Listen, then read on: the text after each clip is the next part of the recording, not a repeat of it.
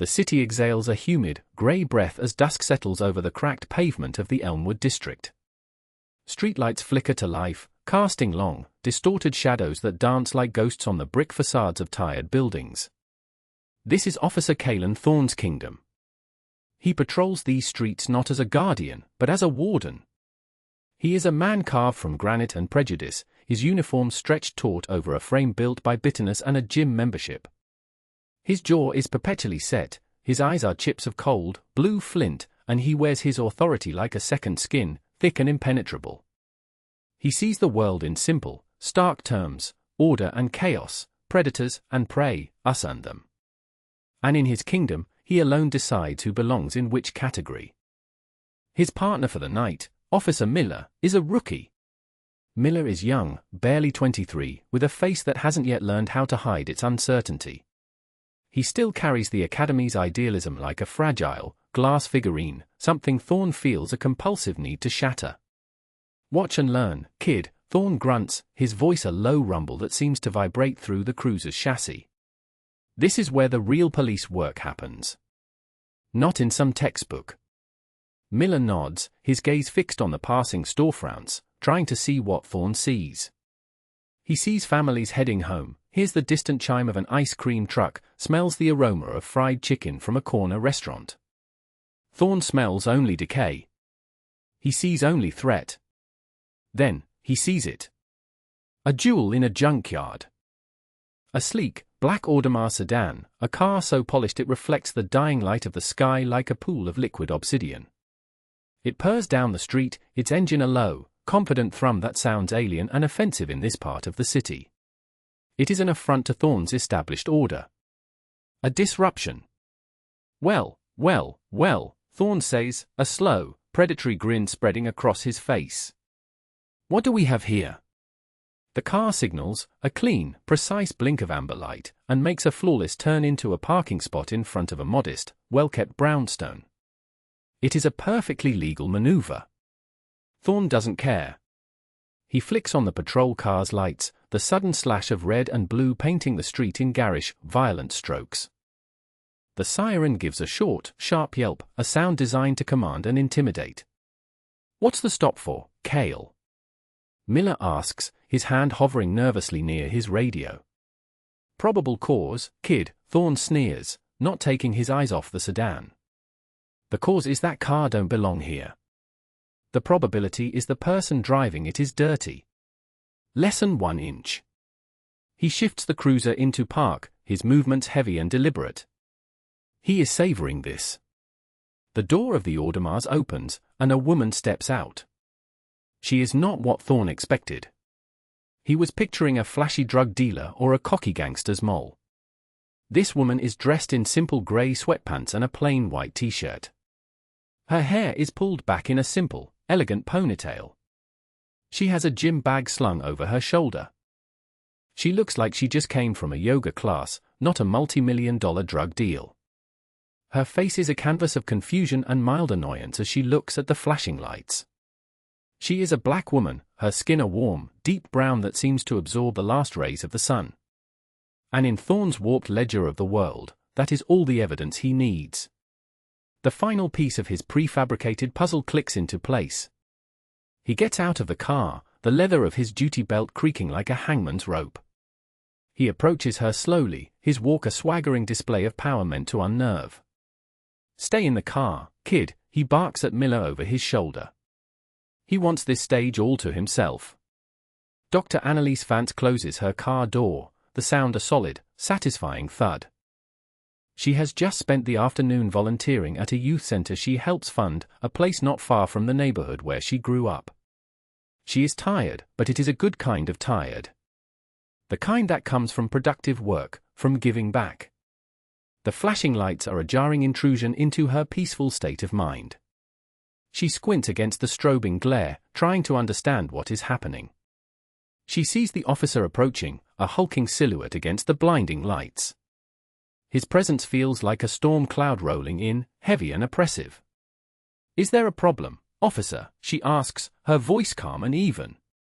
Thorne circles her car, running a gloved hand over the pristine finish, his touch a violation. He stops, peering through the driver's side window as if searching for something. "That's what I'm here to find out," he says, his voice thick with insinuation. He turns his attention back to her, his eyes raking over her simple clothes, then back to the obscenely expensive car. The disconnect pleases him. It confirms his bias. "Fancy car," he says, the words less a compliment than an accusation. "You a long way from home, aren't you?" Annalise feels a familiar prickle of irritation. She has dealt with men like this before.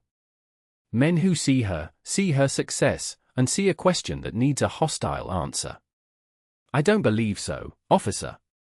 I was just visiting family," she replies, keeping her tone neutral. "Family," Thorne repeats the word, drawing it out, making it sound like a lie. "Right. License and registration."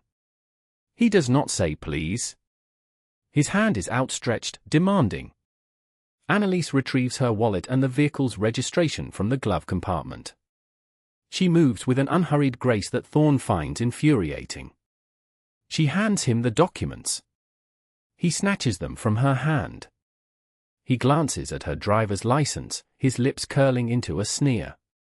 "Dr. Annalise Vance," he reads aloud, mocking the title. "A doctor? What are you a doctor of? Creative financing?" The insult is so blatant, so childish, that Annalise almost scoffs. Instead, she remains silent. She will not give him the satisfaction of a reaction. Silence is a shield he does not know how to penetrate. Her calm unnerves him.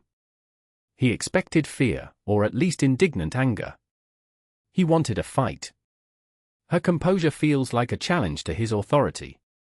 "Registration is for one Marcus Vance," he says, his eyes narrowing. "Who's that? Your boss? Your boyfriend? Let you borrow his ride for the day to impress your family?" Each question is a little jab, designed to demean and diminish her. "He's my husband," Annalise says, her voice as cool and smooth as polished stone. Thorne laughs. It is a harsh, ugly sound that scrapes the evening air. "Your husband," he says, shaking his head in disbelief. "Sure he is, sweetie. Sure he is." He turns and walks back to his cruiser, taking her documents with him. He leans against the passenger door, making a show of talking to Miller, ensuring Annalise can see him laughing and pointing at her. This is part of the ritual. The public humiliation. The slow, deliberate stripping away of dignity. Inside the car, Miller shifts uncomfortably. "Cale, her papers look clean," he says, his voice barely a whisper. "What are we doing?" "We're doing our job, kid," Thorne snaps, his good humor vanishing as he addresses his subordinate. "We're keeping the peace. Making sure things are what they seem. You see that car? You see her? That picture don't add up. It's our job to do the math." He taps Annalise's license against the window. "Doctor," he scoffs again. He gets on the radio. His voice is loud, performative. He wants Annalise to hear every word. "Dispatch, this is 7 Adam 12. Running a plate, Audemars sedan, license plate 7 King Robert 399er. Over." He already knows the plate will come back clean. This is not about the law. This is about power. The dispatcher's voice, tinny and distant, crackles back a moment later. 7 Adam 12, that plate comes back to a private residence in the North Hills district. No flags, no warrants. Vehicle is registered to a Marcus Vance. 10-4, dispatch, Thorne says. He clicks off the radio and shoves it back into its cradle. He looks at Miller, a triumphant glint in his eye. "North Hills. See? Told you.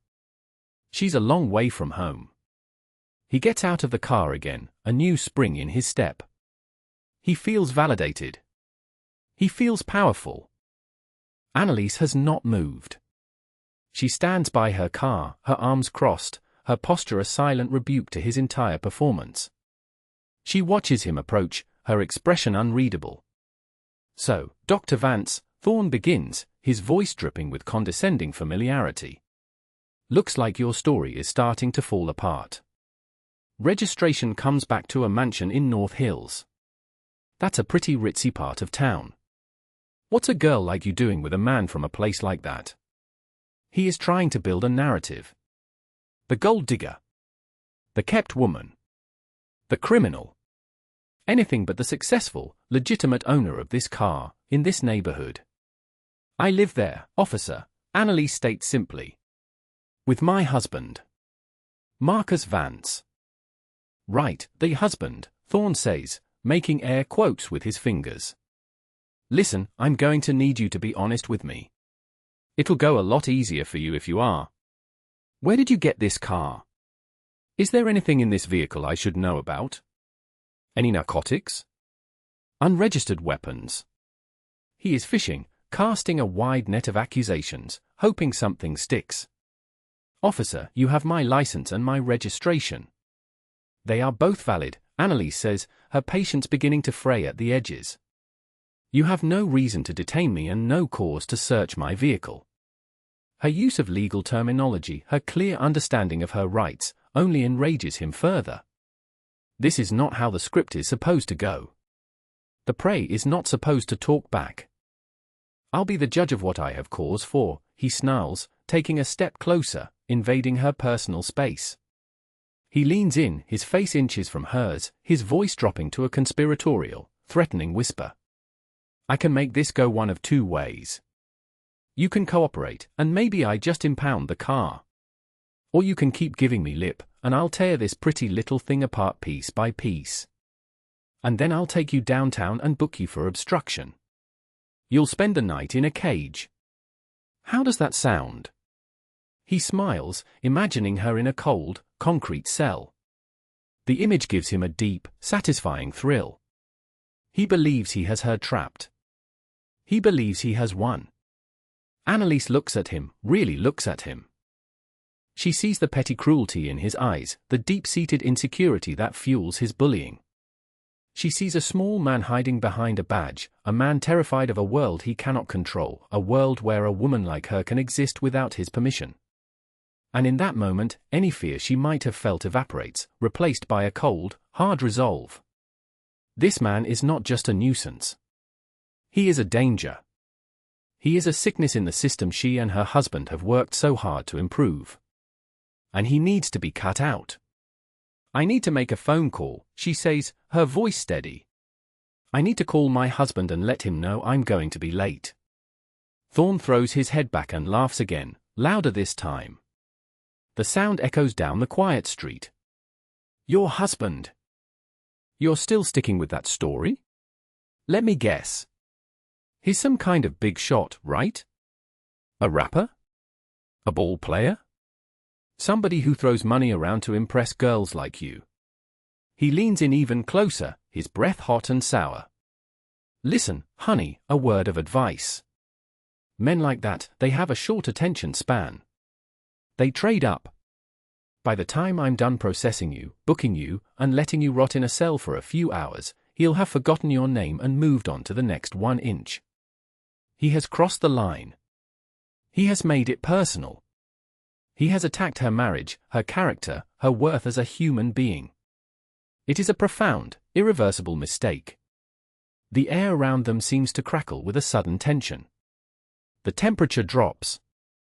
Annalise's face, which had been a mask of stoic patience, transforms.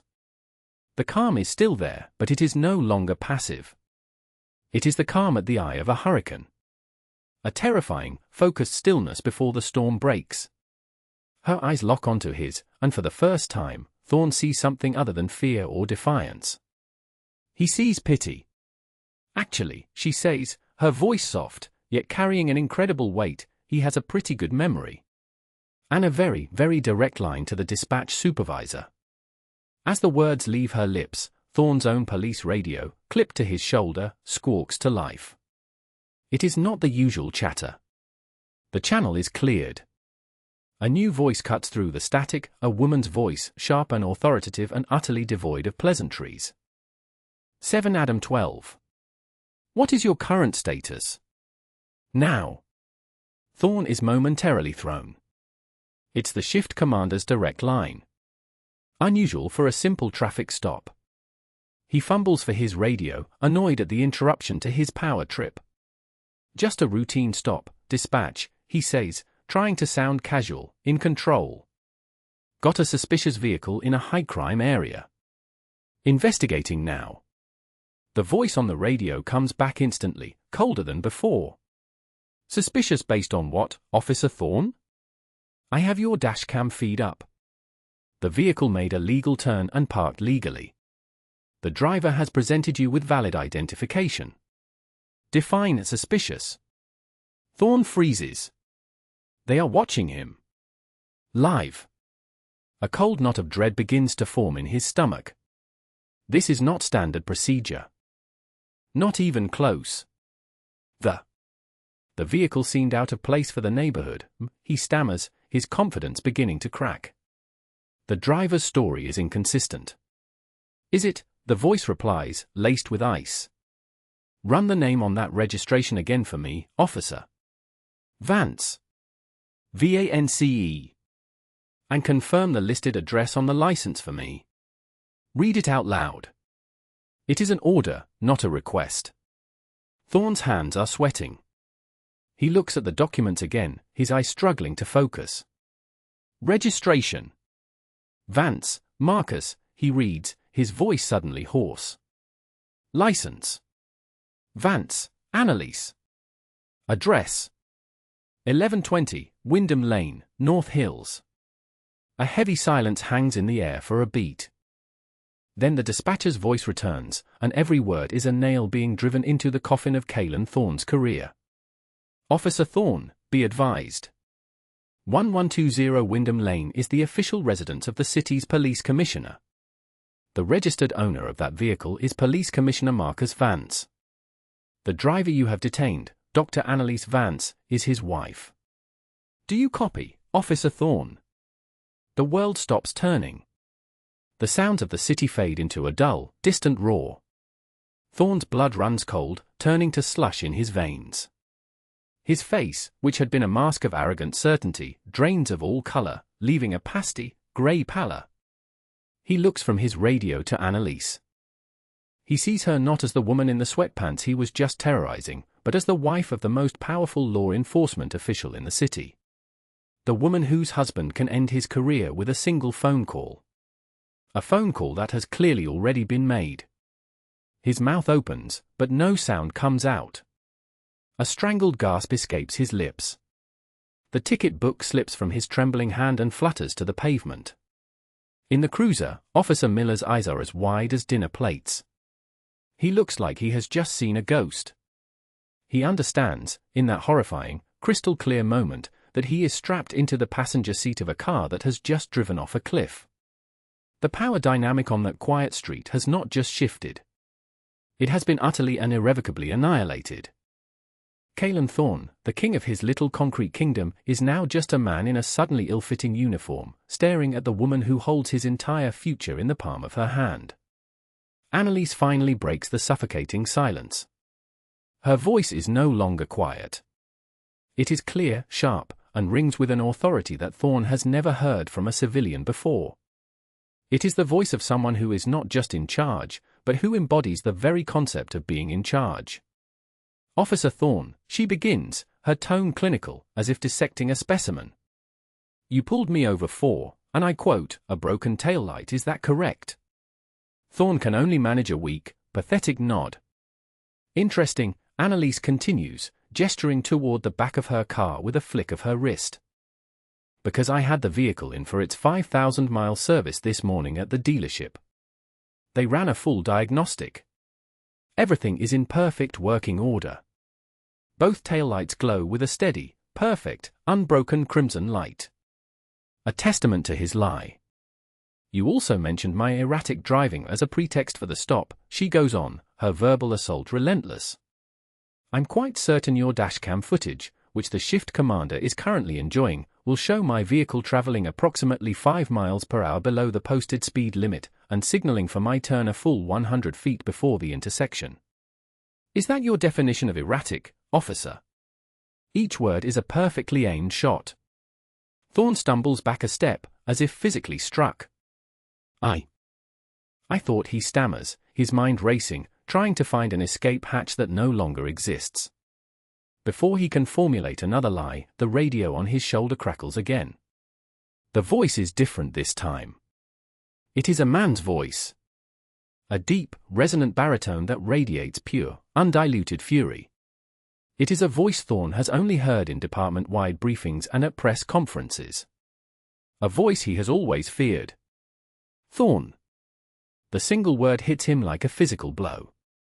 It is Commissioner Marcus Vance. You have 30 seconds, the Commissioner's voice booms from the small speaker, to explain to me, in detail, why you are currently harassing my wife. Thorn's world shrinks to the size of that tiny speaker. He feels the eyes of the universe on him. Sir. Commissioner Vance, sir, he blurts out, his voice a pathetic squeak. It was a misunderstanding, sir. A simple misunderstanding. There is no misunderstanding, Thorn. Vance's voice cuts through him like a surgeon's scalpel. I've been on a live audio feed of this entire stop since the moment you ran her plates. I heard every word you said to her. I heard your insults. I heard your assumptions. I heard your threats. I heard you attack her character and our marriage. A pause. Every single word. From inside the patrol car, a new voice joins the chorus of Thorn's damnation.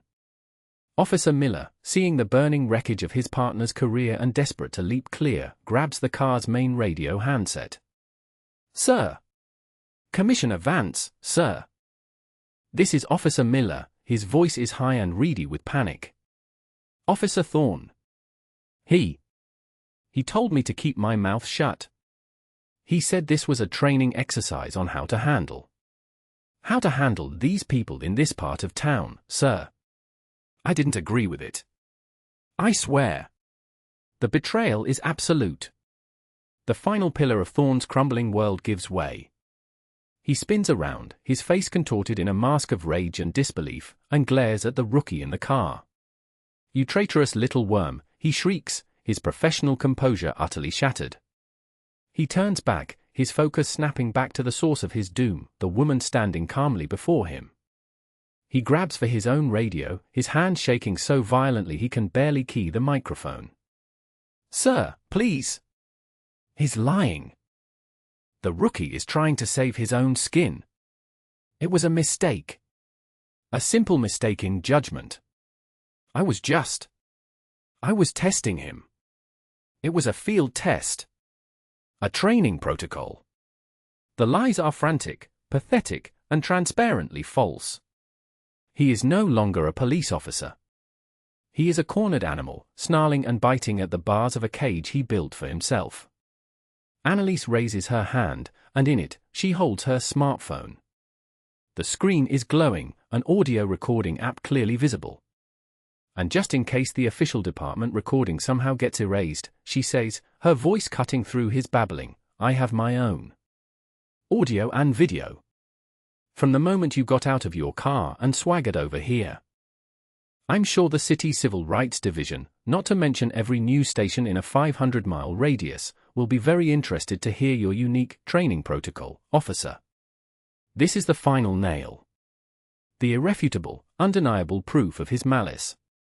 Thorn stares at the phone as if it's a venomous snake poised to strike. He has nothing left. No lies, no excuses, no escape. As if on cue, the night is torn apart by the sound of approaching sirens. Not one, but three. Headlights sweep across the scene. Two more marked squad cars and a sleek, black unmarked sedan squeal to a halt, their tires protesting against the asphalt. They form a semicircle around Thorn's cruiser, boxing him in, turning the street into a stage for his public execution. Doors fly open. A uniformed captain, a man with silver hair and a face like a clenched fist, emerges from one car. Two grim-faced detectives in sharp suits, internal affairs, get out of the unmarked sedan. The captain's eyes are locked on Thorn. He doesn't even glance at Annalise. He already knows who she is and why he is here. He marches toward Thorn, his steps pounding a funereal rhythm on the pavement. Thorn, the captain's voice is flat, hard, and devoid of any emotion. Badge and weapon. On the hood of the car. Now. Thorn just stands there, a deer frozen in the headlights of his own destruction. His mind cannot process the speed of his downfall. An hour ago, he was a king. Now he is nothing. Did you hear me, Thorn? The captain barks, his voice cracking like a whip. Now. The command finally penetrates the fog of Thorn's shock.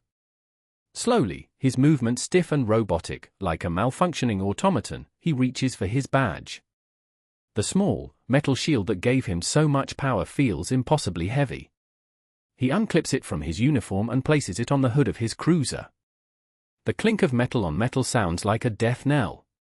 Then, he unholsters his service weapon, holding it by the grip with 2 fingers as if it is contaminated. He places it gently beside the badge. His symbols of authority, surrendered. The IA detectives step forward. One of them pulls Thorn's hands behind his back and clicks a pair of handcuffs around his wrists. The sound is loud, final, and deeply, beautifully ironic. He is being arrested on the very street he claimed to own, stripped of his power in front of the woman he tried to break. As the detectives lead him away, Thorn turns his head, his eyes finding Annalise one last time. The rage is gone, replaced by a pathetic, whining disbelief. You could have just told me who you were, he whimpers, his voice cracking. You could have just said your husband was the commissioner. Annalise looks at him, not with triumph, not with anger, but with a profound and chilling contempt. And let you apologize and walk away, she asks, her voice ringing with the clarity of absolute moral certainty. Let you go on to do this to the next person who drives a nice car in a neighborhood you don't think they belong in? The next person who doesn't have a commissioner for a husband to call? The next person whose life you can ruin just because you feel like it. She takes a step toward him, her eyes boring into his. No, officer. I didn't want your apology. I wanted your confession. I needed the whole world to see exactly who you are when you think no one is watching. I needed you to show everyone the rot that you represent. She pauses, letting the weight of her words settle over him. And you did not disappoint. The fallout is not swift. It is a slow, meticulous, and deeply satisfying demolition. Caelan Thorne's ruin is not a single event, but a cascade of consequences, each one more devastating than the last. His termination from the police force is immediate, processed before he even makes bail. The union, after reviewing the mountain of evidence, the dashcam footage, Miller's testimony, and Annalise's crystal-clear recording, declines to represent him. He is utterly alone. The district attorney, under immense public pressure and direct scrutiny from the commissioner's office, files a battery of criminal charges, official misconduct, deprivation of rights under color of law, false imprisonment, and perjury for the lies in his initial report. His trial is a media spectacle. Annalise Vance takes the stand, not as a victim, but as a composed, articulate witness whose testimony is unshakable. She recounts the events of that evening with chilling precision, her voice never wavering. When Thorne's defense attorney tries to paint her as an arrogant elite who entrapped a hard-working cop, she calmly dismantles him. My husband's position did not create the situation, counselor, she states, her gaze fixed on the jury. It merely revealed what was already there. Officer Thorne's bigotry was a loaded gun.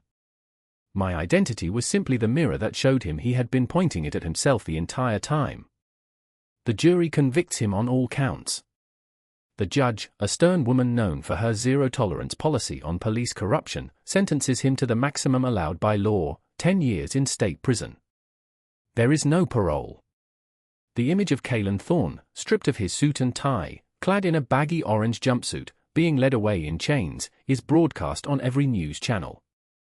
The man who built his identity on power and control is now powerless and controlled, just another number in the system he once weaponized.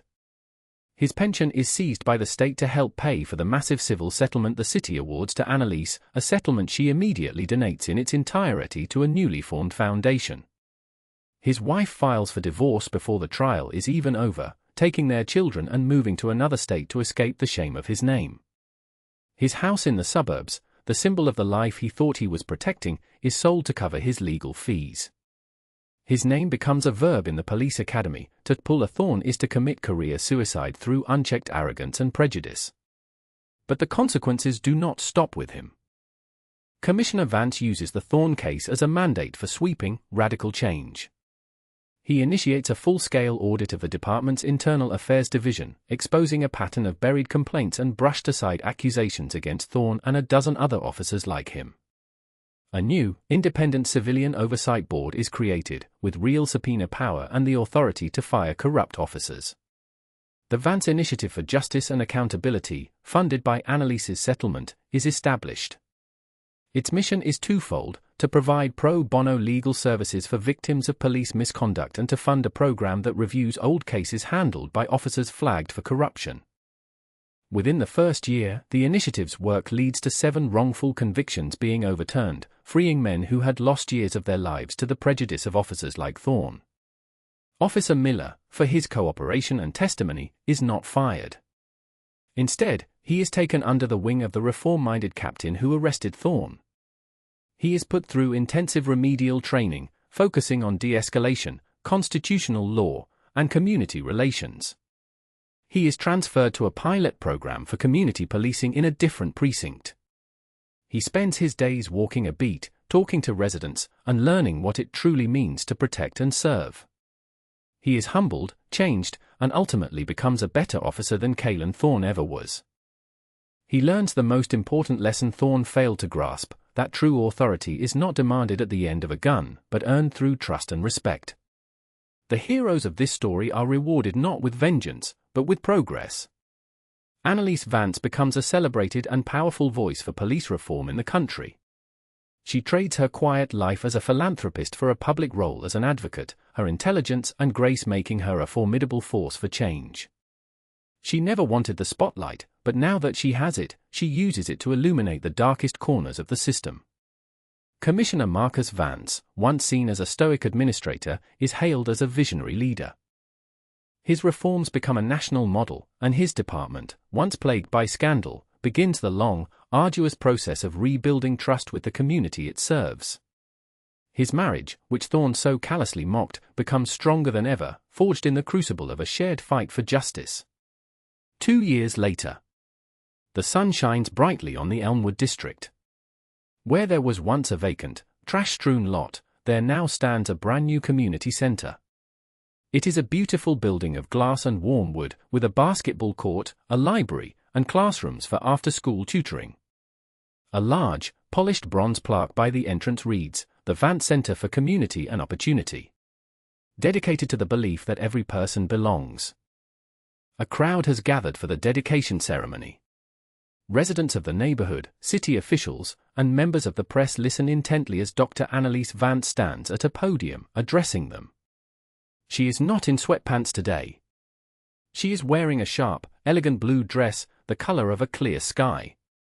She looks out at the faces in the crowd, her expression warm and sincere. 2 years ago, on this very street, I was told that I did not belong here, she says, her voice amplified by the microphone, yet retaining its intimate power.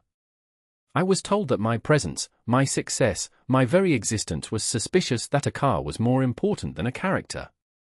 That prejudice was a substitute for probable cause. A respectful silence hangs over the crowd. That encounter could have ended in bitterness, she continues. It could have ended in a quiet settlement and a forgotten headline. But we, as a community, decided that it would not end. It would begin. It would be the beginning of a promise. A promise to build something better in the place of what was broken. She gestures to the gleaming new building behind her. This center is a part of that promise.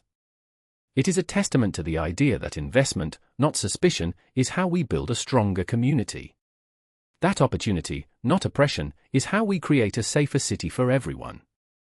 Standing off to the side, providing security for the event, is a young detective in a well-tailored suit. It is Detective Miller. He watches Annalise speak, his expression one of profound respect and admiration. He catches her eye, and she gives him a small, almost imperceptible nod. He nods back, a silent acknowledgement of the journey they have both been on. In the front row of the audience, Police Commissioner Marcus Vance watches his wife, his face a portrait of immense pride and love. He is not here as the head of the police department, but as the husband of the woman who turned a moment of ugly hatred into a legacy of hope. The moral of this story is etched not in law books, but in the brick and mortar of that new community center. Arrogance is a rot. It hollows out a person from the inside, leaving nothing but a brittle shell of authority.